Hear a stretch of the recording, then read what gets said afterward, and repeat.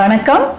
திரௌபதி 2 திரௌபதி 2வது பாகம் சிறப்பு திரையிடல் நடந்தது. அந்த திரையிடல்ல நானும் எங்களோடு சேர்ந்து பலரும் நாங்கள் இந்த திரைப்படத்தை பார்த்தோம். திரைப்படம் என்று சொல்வதை விடவும் இது ஒரு வரலாற்று சிறப்பு வாய்ந்த ஒரு நல்ல திரைக்காவியம் தான் சொல்லணும். ஏன்னா இந்த திருவண்ணாமலையை வைத்து ஒரு கதைக்களம் இது வரைக்கும் வந்ததே கிடையாது. எனக்கு தெரிஞ்சு தமிழ் திரையுலகில் எத்தனையோ ஊர் கதைக்களம் இருந்திருக்கும். ஆனா திருவண்ணாமலையை கதைக்களமாக கொண்டு ஒரு திரைப்படம் இன்னைக்கு வந்திருக்குன்னா அது திரௌபதி 2 தான்.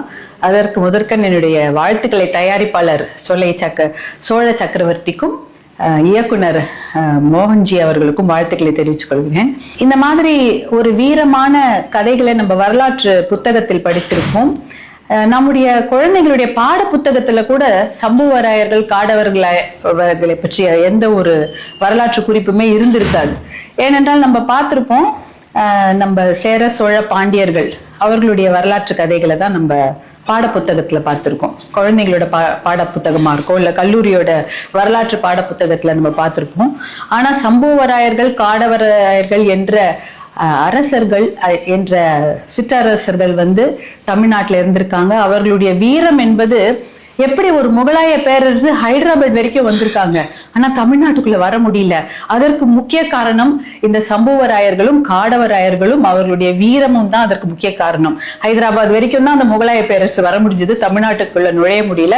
அதற்கு காரணம் இவர்களுடைய வீரம். அந்த வீரத்தை இந்த படம் திரௌபதி 2 இந்த படம் பதிவு செய்திருக்கிறது.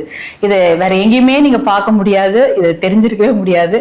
அதை பதிவு செய்த இயக்குனர் மோகன்ஜி அவர்களுக்கு என்னுடைய மனமார்ந்த வாழ்த்துக்களை நான் தெரிவித்துக் கொள்கிறேன். அதே போல எப்பயுமே அவருடைய திரைப்படங்கள்ல பெண்களுக்கு ஒரு முக்கியத்துவம் இருக்கும்.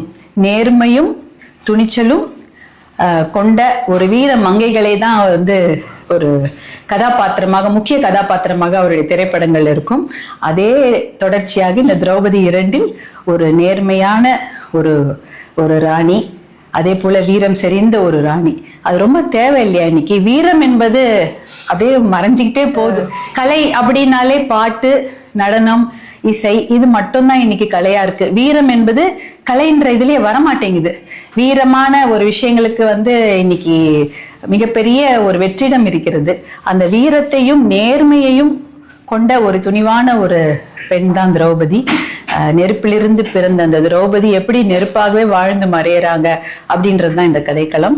அந்த கதையை இவ்வளோ அழகாக ரொம்ப நல்லா எப்படி சொல்றதுன்னா அதை ஒரு நேர்த்தியாக ஒரு வரலாற்று பின்னணியில அதை கொண்டு கொடுத்திருக்கிறாங்க தயாரிப்பாளரும் இயக்குனரும். அதை விட அதில் நடித்த அத்தனை நடிகர்களை பத்தி சொல்லியே ஆகணும். இசையா இருக்கட்டும், ஸ்டண்ட் சீக்வன்சஸ் பார்த்தீங்கன்னா நல்லா இருந்தது.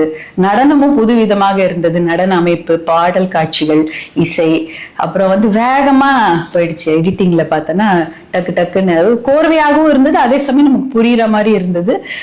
ரொம்ப நல்லா இருந்தது. அதுவும் நடித்தவர்கள்லாம் எப்படி சொல்றதுன்னே தெரியல, அந்த கதாபாத்திரமாகவே வாழ்ந்துட்டாங்க. கதாநாயகி மட்டுமல்ல, அரசர்களாக நடித்தவர்களும் ஒரு எல்லா கதாபாத்திரமே ரொம்ப அற்புதமாக அவங்க நடிப்பை வெளிப்படுத்தி இருந்தாங்க.